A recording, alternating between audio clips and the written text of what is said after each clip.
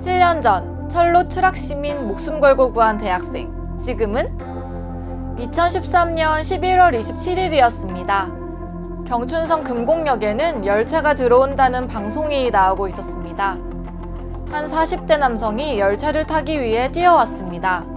그런데 그 남성이 호흡을 제대로 못하더니 갑자기 앞으로 쓰러져 선로로 떨어져 버렸습니다. 사람들이 웅성거리기 시작했고 그 남성은 선로에서 피를 흘리고 있었습니다. 저 멀리 열차가 들어오고 있었습니다. 급박한 순간 한 대학생이 철로로 뛰어내렸습니다. 승강장 아래의 빈 공간으로 쓰러진 남성을 끌고 들어갔고 승강장의 사람들은 열차를 향해 손을 흔들며 위기 상황임을 전달했습니다.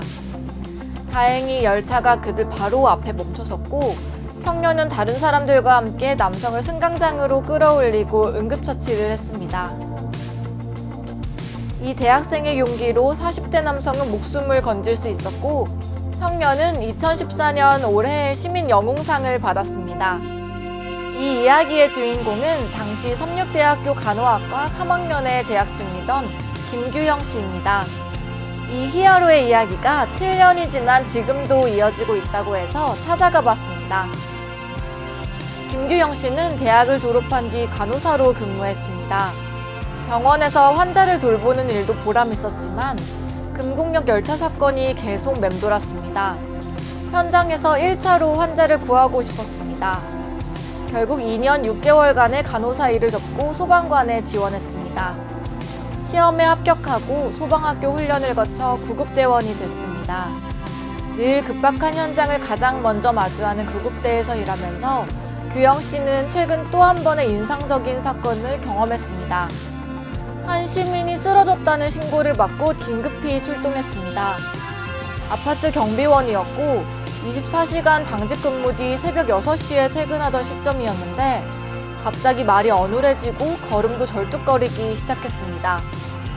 규영 씨가 현장에 도착했을 때 환자는 말도 못하고 몸도 제대로 가누지 못한 채 구토 증세를 보이고 있었습니다.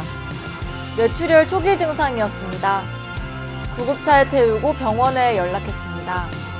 의사에게 환자 상태를 설명한 후 의료 지도를 받아 주사를 놓으며 응급처치를 진행했고 다행히 상황이 호전되었습니다. 뇌출혈은 보통 후유증이 남기 쉬운데 해당 환자는 다시 일할 수 있을 만큼 건강을 회복했습니다. 뇌출혈 환자를 잘 케어했다는 이유로 브레인세이버상을 받았습니다.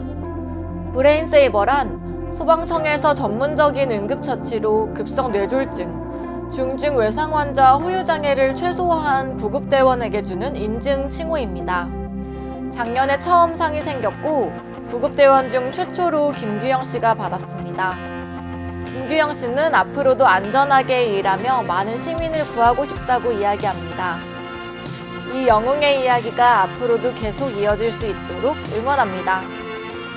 지금까지 잡스앤TV 임원진 기자였습니다.